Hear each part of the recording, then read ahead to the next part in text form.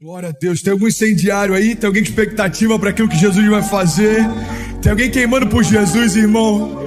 Tem alguém que quer andar acima do medo, acima das crises, acima das críticas, acima das palavras contrárias, dos gigantes, dos desertos, das tempestades, das setas, dos dardos inflamados? Tem alguém que quer andar acima da frieza, acima de tudo aquilo que tenta parar você, diminuir você? Tem alguém que está junto comigo? Então declare comigo, diga: Pai, diga: eu creio que há poder no teu nome, diga, para mudar a minha história hoje. Não, você não está crendo nisso, irmão. Se você estivesse crendo, você estava celebrando. Declare comigo, diga: Pai, eu creio que há poder no nome de Jesus, diga, para mudar a minha história hoje. Hoje eu quero falar sobre abrir espaço para o novo de Deus. Você pode declarar isso comigo onde você estiver. Eu quero pregar como se você estivesse exatamente aqui. O auditório está vazio, mas eu sei que a gente tem milhares de casas cheias da presença de Deus. Então, aonde você estiver, declare comigo, diga: eu preciso abrir espaço, diga, para o novo de Deus. Sabe, tem uma frase do Oscar Wilde, eu já usei milhares de vezes, mas eu acho ela incrível. Ele diz: viver é a coisa mais rara do mundo, porque a maior parte das pessoas apenas existe.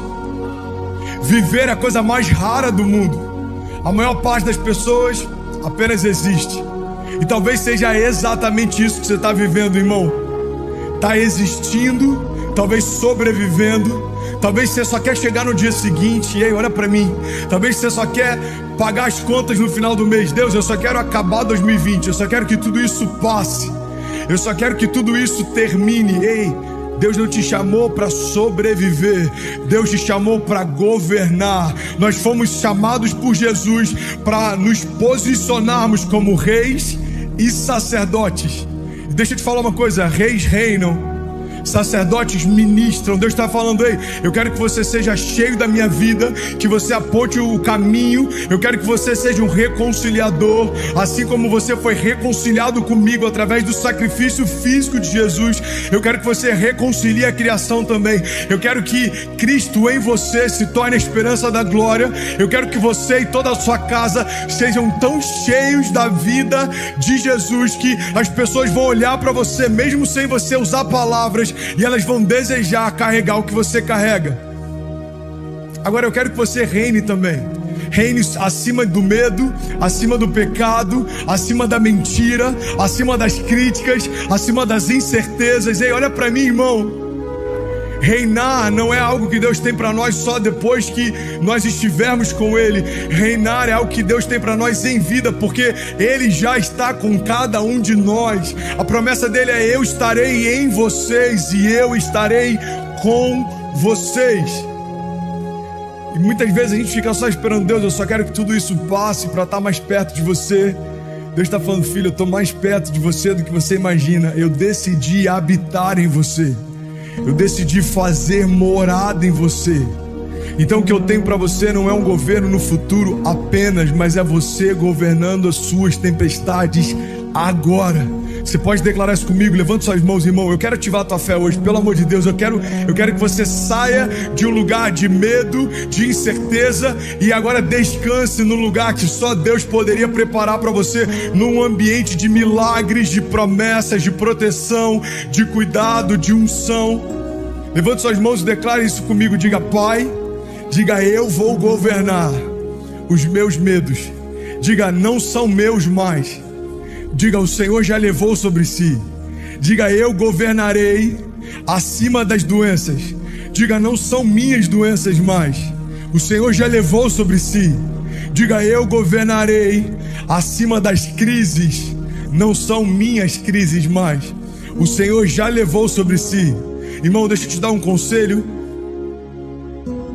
Não tenta pagar algo que já foi pago, porque isso é um desperdício. Não tem nada pior do que a gente pagar uma conta que já estava paga. A grande verdade é que, para aqueles que estão em Cristo, o preço já foi pago. Você não precisa pagar mais uma vez aquilo que Jesus já pagou por você. Você está comigo? Diga amém. Então esse é o tema da mensagem de hoje: abra espaço para o novo de Deus. Osvaldo, faz favor para mim, se puder abrir só um pouquinho a câmera, só um pouquinho. Não, só abrir o ângulo aí, ó. Perfeito. Abre espaço para o novo de Deus. Sabe, eu lembro de uma citação de um pastor da Califórnia que, de tempos em tempos, ela me faz meditar. A citação dele é assim: olha, eu acho que muitos de nós não estão em um caminho, mas sim em uma rotina.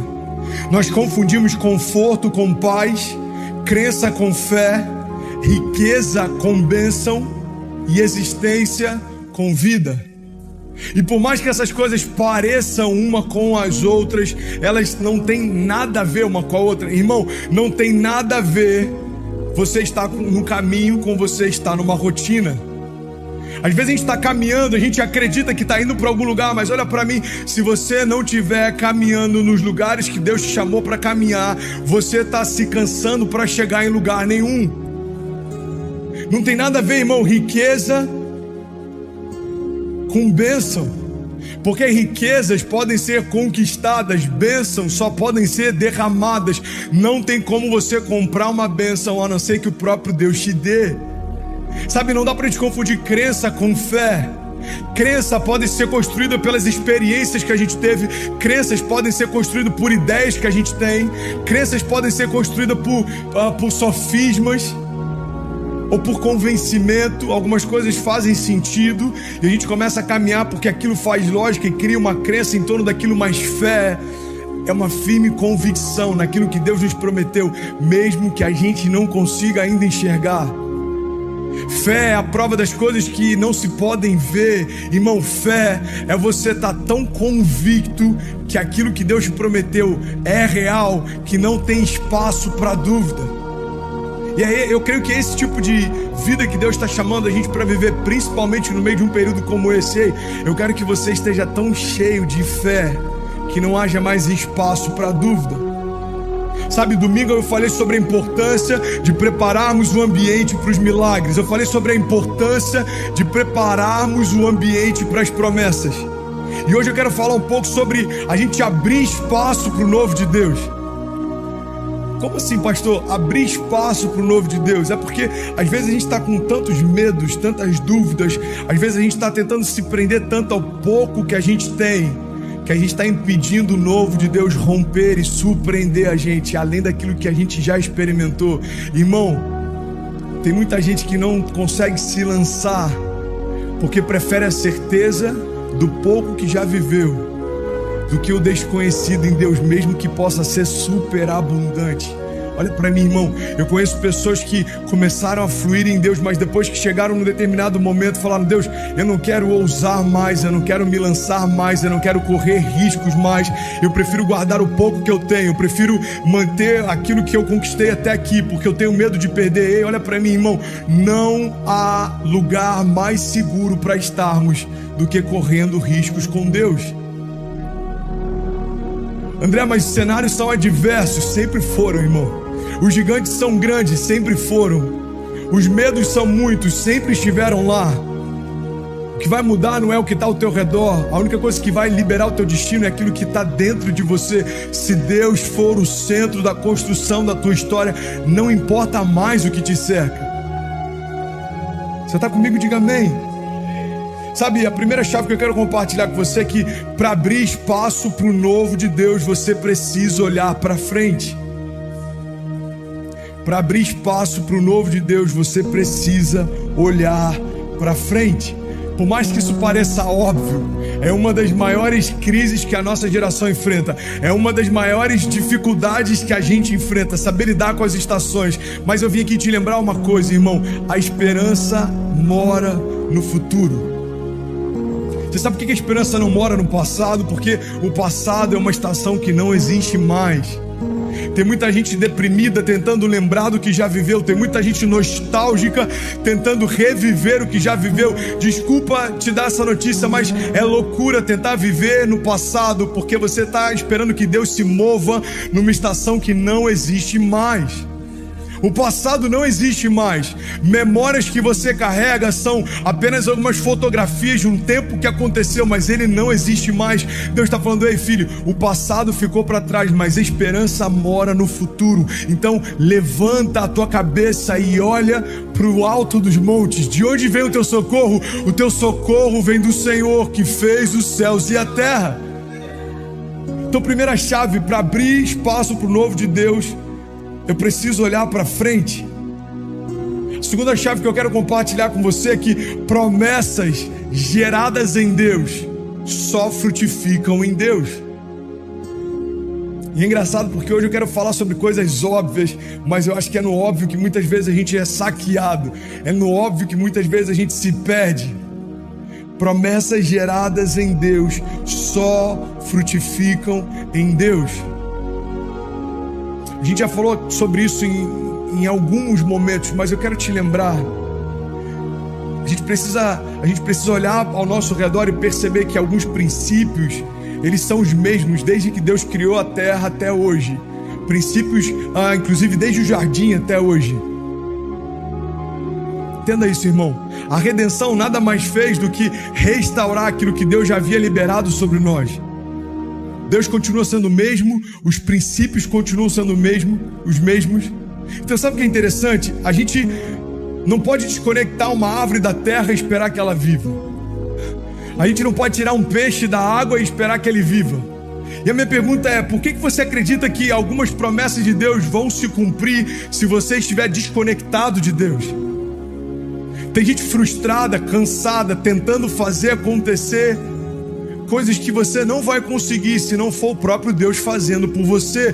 Deus está falando: ei filho, eu sou a fonte da vida e eu sou a fonte das promessas. Então as promessas que vêm de Deus só podem ser geradas por Deus. As promessas geradas em Deus só podem se cumprir em Deus. Deus é aquele que gera em nós tanto querer quanto efetuar. Deus é aquele que nos dá o fôlego e nos dá a alegria para continuar caminhando. Deus é aquele que nos fez a promessa e nos dá a provisão para que elas se cumpram, irmão. Deus é aquele que dá o start e mantém a gente até chegar no destino que Ele prometeu. O problema é que no meio do caminho, às vezes a gente acaba se distraindo. E às vezes a gente está frustrado esperando que Deus cumpra a promessa que Ele nos fez, sem estarmos nos lugares que Ele nos pediu para estar. Sabe, promessas em Deus são como estufas, são como oásis no meio do deserto. Eu tive em Israel ano passado e eu fiquei impressionado com uma coisa: eles fazem coisas absurdas com o gerenciamento de água que eles têm lá. Eles têm pouca água, mas eles fazem muito com o pouco que tem. E aí eles começaram a desenvolver uma cultura em que eles têm estufas, ou seja, são ambientes controlados, em que começou a frutificar no meio do deserto. Irmão, olha para mim, em nome de Jesus. Eu acho que talvez essa seja uma das melhores analogias para a gente entender o que Deus vai fazer no meio de 2020 e nos próximos anos que estão vindo. O problema é que às vezes a gente fica pegando para o solo e a gente está dizendo: Deus, as características desse solo não me deixam frutificar. E Deus está falando: não tem a ver com as características do lugar que você pisa, tem a ver com a essência da promessa que você carrega. Você pode estar num lugar árido, ele vai se tornar um oásis. Você pode estar num lugar frio, ele vai se tornar quente. Você pode estar num lugar inóspito e ele pode se tornar a sua casa, porque não tem a ver com os lugares que você está, mas quem está com você. Irmão, eu sei que você já deve ter ouvido isso em algum lugar, lido em alguma comunidade do Orkut, talvez no para-choque de algum caminhão, essa frase, mas é uma grande verdade. Não tem a ver com os ambientes. Adão pecou no paraíso e Jesus resistiu à tentação no deserto. Não tem a ver com os lugares que você está, mas com aquilo que você carrega. Sabe, eu quero declarar isso sobre você em nome de Jesus, irmão. No meio do deserto, você frutificando. No meio de estações difíceis, você frutificando.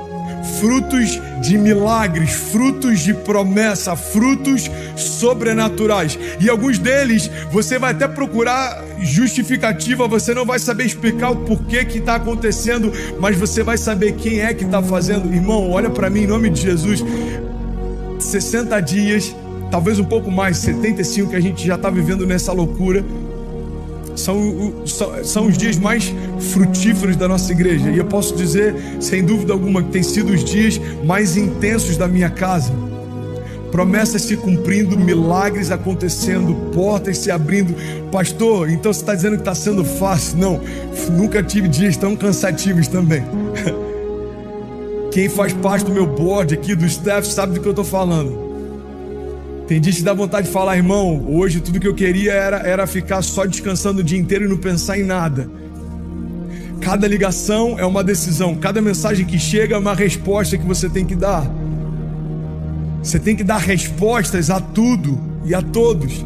A igreja não pode parar, as famílias têm que ser assistidas, a gente precisa chegar em cada vez mais lugares. A palavra sempre revelada, sempre algo fresco de Deus. A tua alegria sempre tem que estar o mais alto possível, porque existe alguém precisando daquilo que você carrega.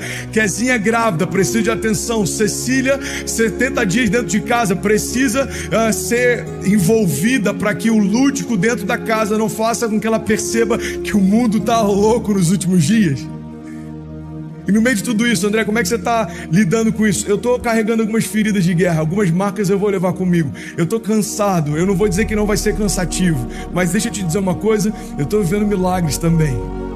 Eu e toda a minha casa estamos sendo abastecidos por milagres, revestidos por milagres. Irmão, a gente está vivendo promessas, algumas delas se cumprindo exatamente nesse tempo e algumas delas sendo liberadas exatamente nesse tempo. O que eu quero liberar sobre você é que algumas promessas vão se cumprir no meio do deserto e algumas serão geradas no meio dele, mas certamente, se você fizer do Senhor a tua confiança, o deserto não é mais o que vai determinar até onde você vai. Você está comigo? Declare comigo, diga, os ambientes não determinam mais até onde eu vou. Diga, Deus já determinou os meus limites. Diga, Deus já liberou sobre mim promessas. Deus me sustenta através da sua palavra. Diga, o poder do nome de Jesus é suficiente para me manter de pé. Diga, a esperança que em mim habita é suficiente para que eu não pare.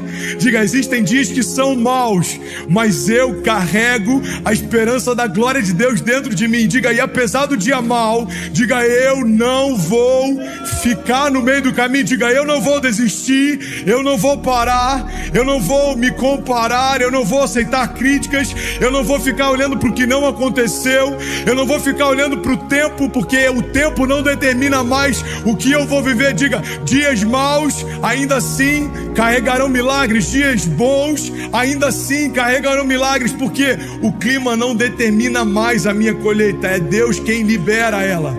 Você está comigo? Diga amém. Sabe, quando você cria esse ambiente de fé, esse ambiente de milagres, você está estabelecendo uma fonte de vida.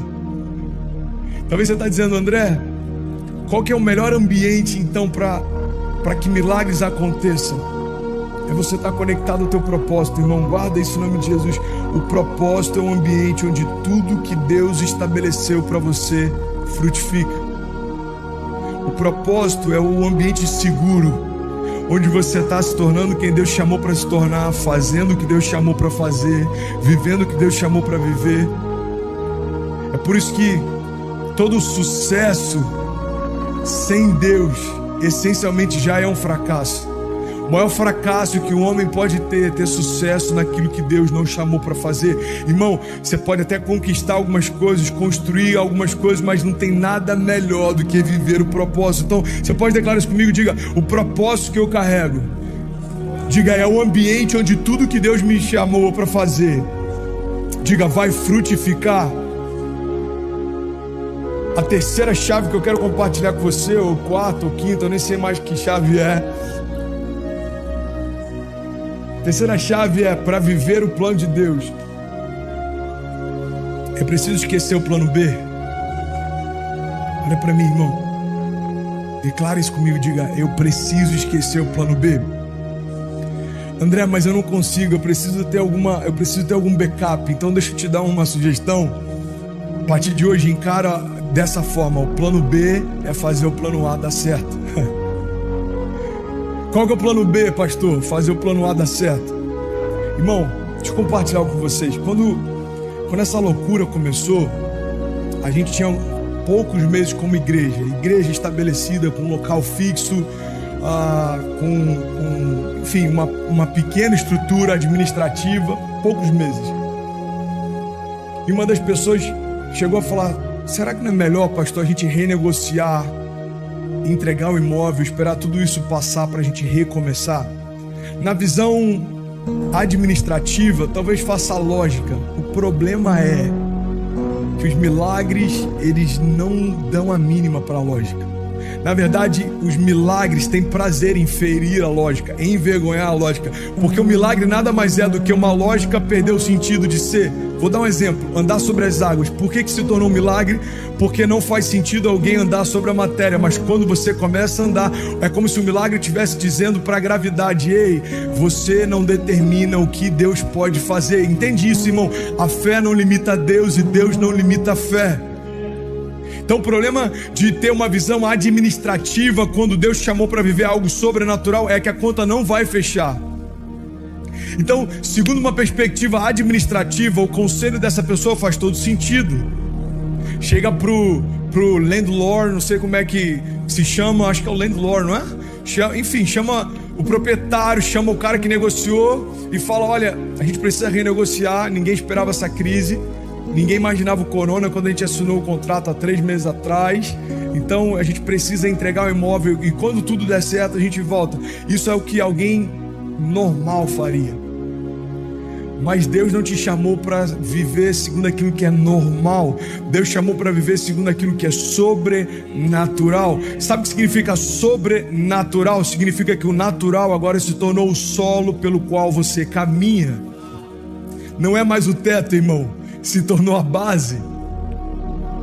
Então aquilo que antes te limitava, natural, agora se tornou a base por onde você caminha, sobrenatural. Então faz sentido o conselho? Faz para os homens, não faz para o Deus que prometeu. Então, se foi Deus quem começou, certamente Ele manterá. Se foi Deus quem prometeu, certamente Ele cumprirá. Se foi Deus quem te chamou para fazer, certamente Ele fará com você. E quando você não puder, Ele fará por você. E quando você não souber, Ele fará através de você. Irmão, é um Deus que sabe o que eu não sei, faz o que eu não posso fazer. É um Deus que não é surpreendido, não é limitado, pode todas as coisas, sabe de todas as coisas, está em todos os lugares, Ele é tudo em todos. Então, ou eu entendo e usufruo dessa onipresença, onisciência, desse poder sobrenatural de Deus, ou eu vou acreditar num Deus que pode todas as coisas, mas vou viver como alguém que não acredita. Isso é quase como se fosse um ateísmo prático. Sabe o que é um ateísmo prático? É você acreditar que Deus existe, mas viver como se Ele não existisse. Tem muita gente que no meio da crise se descobre talvez tão descrente quanto um ateu, porque você sempre disse que Deus poderia fazer, mas agora você pode estar em dúvida se de fato Ele fará. Ateísmo prático, irmão, é a gente acreditar que Deus existe, mas viver como se Ele não existisse.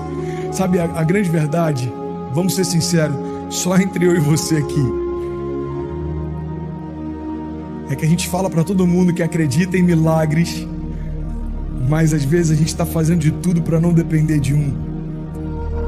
Então eu vim te lembrar, guarda essa chave, irmão. Se você quer viver o que Deus prometeu, você precisa esquecer o plano B. O plano B é fazer o plano A dar certo. Deus promete um filho para um casal velho.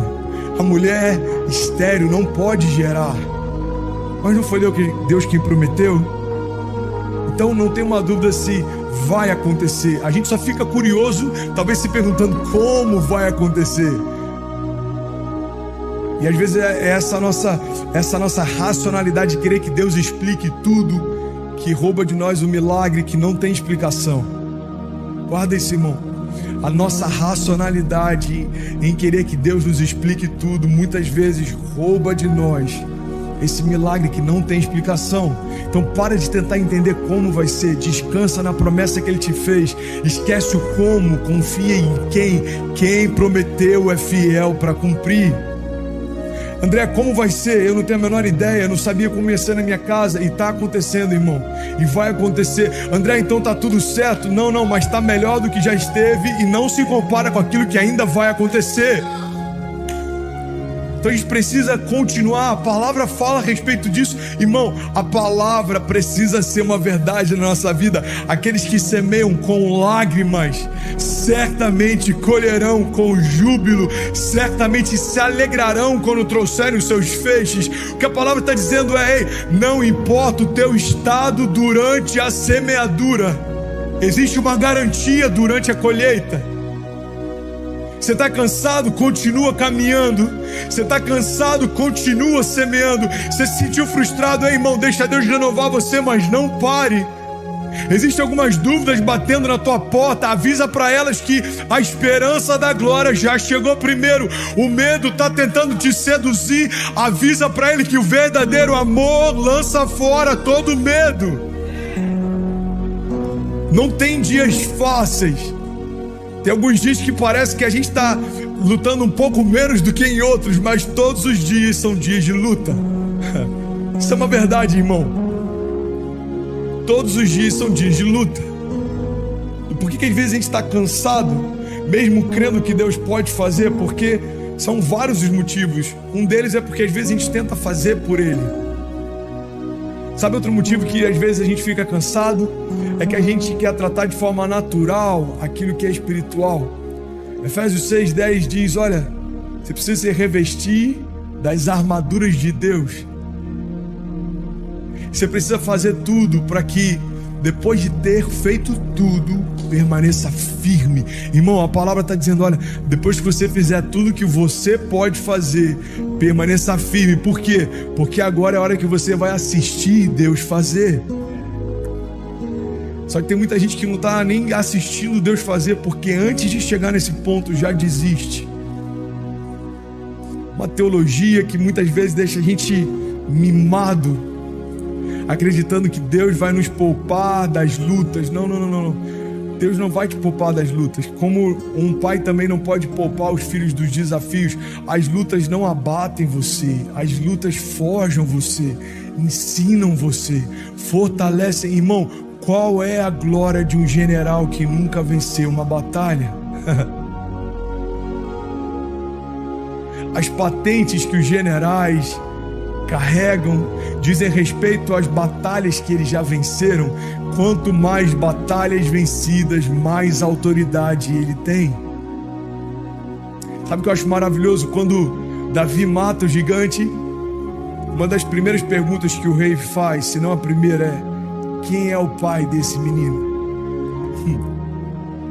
Eu imagino que na mentalidade dele, e por conta da cultura da época, quando a gente estuda um pouco da cultura da época, a gente entende a genealogia, o lugar de onde você veio, falava muito a respeito de você. Então a gente vê isso até nos discípulos: fulano, irmão de Beltrano, fulano, filho de Ciclano. Isso era muito conectado à cultura da época. Então quando o rei está dizendo de quem ele é filho, é porque ele entende que se aquele jovem mata gigantes, imagina o seu pai. Ei, olha para mim, não se distrai não. Se aquele jovem que nem conseguia suportar o peso da armadura do rei enfrentou o gigante, de quem ele é filho? Preciso que você entenda isso, irmão. As suas batalhas, depois que forem vencidas, vão fazer muito mais do que deixar em você cicatrizes. Elas estão aumentando a tua patente. Então eu imagino Davi entrando nas próximas batalhas, e aí o povo começa a dizer: olha, Saul matou milhares, Davi matou dezenas de milhares. Por quê? Porque a fama vai se espalhando a partir das vitórias que ele conquistou. Você nunca vai receber os despojos da guerra que você não esteve lá. Ué, mas pastor, Deus não vai lutar as minhas batalhas? Vai, mas isso não significa que você vai se ausentar do campo de batalha. Você vai estar lá, mas é Ele quem luta por você. Você tem que estar lá, irmão. Você tem que estar lá. Por quê? Porque os seus olhos verão os seus inimigos sendo derrotados pelo Deus dos exércitos. Aí vai ter gente que vai falar assim: é isso mesmo, eu quero ver os meus inimigos sendo derrotados. Você pode estar pensando no nome de um monte de pessoas. Ei, olha para mim, Deus está te chamando para ver além daquilo que os seus olhos naturais conseguem ver. Atrás de toda resistência humana existe uma militância espiritual. Efésios 6 está dizendo: olha, você tem que ser revestido das armaduras de Deus e permanecer firme, mesmo depois de ter feito tudo. Permaneça. E aí, em um determinado momento de Efésios 6, ele diz: por quê? Porque as suas batalhas, elas não são contra a carne nem contra a sangue, mas contra principados e potestades nas regiões celestiais. Irmão, existe uma batalha sendo travada enquanto eu prego, para que eu não fale, para que você não ouça.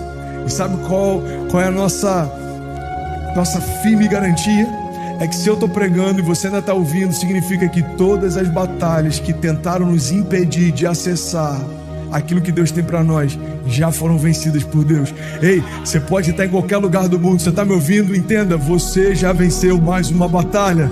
Talvez você estava pensando em desistir. Olha onde você está chorando, quebrantado. Deus está renovando sua fé. Sabe o que significa? Significa que o evangelho, as boas notícias, as boas novas continuam fazendo frutos, continuam gerando milagres.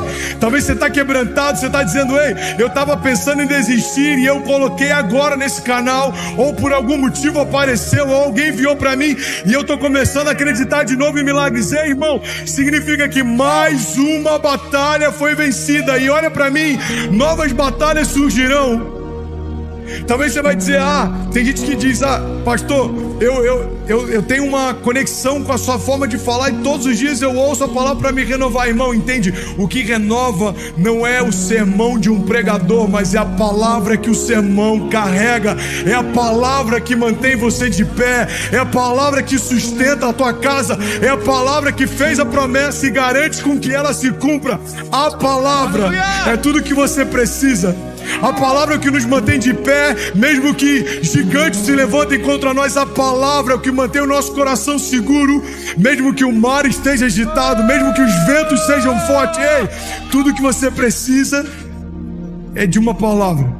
E eu te garanto, irmão, você nunca mais vai ser o mesmo. Ei, pastor, até então eu estava pensando em planos B. Se isso não der certo, eu vou desistir, ou eu vou sair de casa, ou ei, olha para mim, irmão, qual foi a promessa que Deus te deu? Qual foi a palavra que Deus te deu? Então se agarra nela até que ela se cumpra. Pode passar o tempo que for, pode custar o que for, mas até que essa se cumpra, não desista dela. E depois que ela se cumprir, novas palavras virão, novas promessas virão, novas estações virão. Irmão, eu não desisto daquilo que Deus prometeu até que se cumpra. E eu posso falar por mim, tem sido surreal tudo que Deus tem feito. Deus prometeu uma família, depois uma casa, depois filhos, um chamado, ministério, depois nações, missões, uma igreja. Irmão, tudo que Deus tem prometido, eu tenho visto Ele fazer infinitamente mais do que aquilo que eu imaginei que Ele faria. Você sabe por quê? Porque a minha imaginação é limitada. Quando você acha que já viu Deus fazer tudo o que Ele poderia fazer, Ele te mostra que só está começando. Você pode levantar suas mãos em nome de Jesus, onde você estiver, eu quero liberar isso sobre você. Só está começando. Aquilo que Deus começou a fazer na sua casa, na sua vida, no seu ministério. Vamos junto, gente, vamos junto. Só está começando, Dani. Só está começando. Sabe, Jó 22:28 diz: determinando tu algum negócio, sedes firme, e a luz brilhará nos teus caminhos. Determinando tu algum negócio, sedes firme, e a luz brilhará sobre os teus caminhos. Irmão, eu não sei se você já viveu isso, mas tem momentos que a gente fala: cara, na boa, só um milagre, Eu estou vivendo um momento que só um milagre. Ei, deixa eu te dar uma boa notícia. Se tudo que você precisa é um milagre, você precisa da coisa mais segura debaixo dos céus e sobre a terra. Irmão, se tudo que você precisa para viver uma nova estação é um milagre, eu vim aqui te apresentar um Deus de milagres. Para aqueles que estão cansados, Ele está falando: ei filho, muito prazer, eu sou o teu renovo. Para aqueles que estão desanimados, Ele está falando: ei, muito prazer, eu sou um bálsamo sobre o teu coração. Eu sou aquele que te coloca de pé e te faz permanecer apesar das suas lutas. Se você está doente, Ele está dizendo: ei filho, muito prazer, eu sou a cura. Se você está pensando em desistir, Ele está dizendo: ei, muito prazer, eu sou um Deus de novos começos. Irmão, a verdade é, não importa o que você está vivendo, Deus sempre tem algo novo para liberar sobre você. Eu quero te fazer um convite, onde você estiver, feche teus olhos em nome de Jesus. O louvor vai ministrar e eu quero orar com você, eu quero liberar palavras divinas sobre você, irmão. É tempo de você se colocar de pé. Você não vai desistir, você não vai parar. Maior é o que está em você do que tudo aquilo que se levanta ao teu redor. Então, se você puder, feche teus olhos em nome de Jesus. Levante suas mãos. Pai, nós declaramos em nome de Jesus o espírito de ousadia. Nós declaramos a cobertura do teu sangue, removendo de nós todo medo, toda paralisia, toda palavra contrária liberada contra nós, toda arma forjada contra nós não prosperará. Nós declaramos em nome de Jesus, Pai, céus abertos. Nós declaramos o poder da tua palavra gerando vida em nós. Pai, nós declaramos tudo aquilo que tem se levantado contra nós, sejam principados, potestades, Pai, sejam gigantes, sejam mar revolto, deserto, não importa o nome que eles têm, nós declaramos: eles não definirão até onde nós iremos. Nós somos quem o Senhor diz que nós somos, viveremos o que o Senhor diz que nós viveremos, nós experimentaremos cada uma das tuas promessas, em nome de Jesus. Amém, amém e amém. Aleluia! E as muralhas cairão pelo nome de Jesus. Erga a sua voz e declare que ruja o leão, que ruja o leão, a terra estremeça diante da majestade de... Vamos, que ruja o leão, que a terra estremeça diante da majestade de Jesus. Vamos, que ruja o leão, que a terra estremeça diante da majestade de Jesus. Que ruja o leão, que a terra estremeça diante da majestade de Jesus. Cantamos santo, santo, santo é o Senhor. Cantamos santo, santo, santo é o Senhor. Pega a sua voz, declare. Cantamos, vamos, santo, santo é o Senhor. Pega a sua voz, declare essa verdade. Cantamos santo,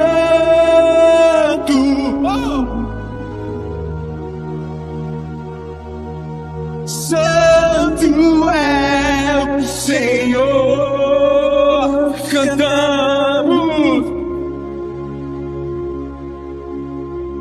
santo,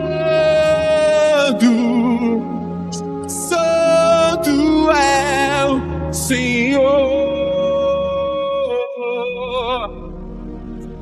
Jeremias 29:11 diz: porque eu bem sei os pensamentos que eu tenho a vosso respeito, diz o Senhor, pensamentos de paz e não de mal, para te dar o fim que você espera. Então me invocareis, e ireis e orareis a mim, e eu vos ouvirei, e buscar-me-eis e me encontrareis, quando me buscarem de todo o vosso coração. E serei achado de vós, diz o Senhor, e eu farei mudar a sua sorte. Salmos 91 diz: aquele que habita no esconderijo do Altíssimo, a sombra do Onipresente descansará. Direi do Senhor, Ele é o meu Deus, o meu refúgio, a minha fortaleza, e nele eu confiarei. Salmo 128 diz: irmão, como é feliz aquele que teme ao Senhor, quem anda nos seus caminhos, porque você comerá do fruto do seu trabalho e será feliz e próspero. A sua mulher será como videira frutífera na sua casa, os seus filhos serão como brotos de oliveira ao redor da sua mesa. Assim será abençoado desde Sião, para que você veja a prosperidade de Jerusalém todos os dias da sua vida e veja os filhos dos seus filhos. Irmão, deixa eu liberar algo sobre você, presta atenção nisso. Salmos 18:2 diz: o Senhor é minha rocha, a minha fortaleza e o meu libertador. O meu Deus é o meu rochedo e é em quem eu me refugio. Ele é o meu escudo e o poder que me salva. Ele é a minha torre alta. Eu clamo ao Senhor, que é digno de louvor. Estou salvo dos meus inimigos. As cordas da morte não me enredaram, as torrentes da destruição me surpreenderam, as cordas do inferno me envolveram, os laços da morte me alcançaram. Mas na minha aflição eu clamei ao Senhor, gritei por socorro ao meu Deus, e do seu templo Ele ouviu a minha voz e chegou à sua presença. A terra tremeu e agitou-se, os fundamentos dos montes se abalaram, estremeceram porque ele se irou. Das suas narinas subiu fumaça, da sua boca saíram brasas vivas e fogo consumidor. Ele abriu os céus e desceu. Ele abriu os céus e desceu. Nuvens escuras estavam sobre os seus pés. Montou no querubim e voou, deslizando sobre as asas do vento. Ele fez das trevas o seu esconderijo, fez escuras nuvens cheias de água o abrigo que o envolvia.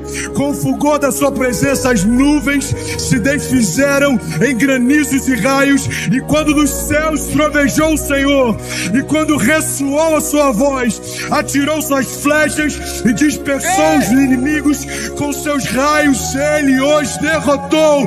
O fundo do mar apareceu e os fundamentos da terra foram expostos pela tua repreensão, ó Senhor. Com seu forte sopro que saíam das suas narinas, das alturas, estendeu as mãos e me segurou, me tirou de águas profundas, livrou-me do meu inimigo poderoso, dos meus adversários fortes demais para mim. Então eles me atacaram no dia da minha desgraça, mas o Senhor foi o meu amparo. Ele me deu total libertação e me livrou, porque me quer bem. Você pode levantar suas mãos, declare isso: santo, santo.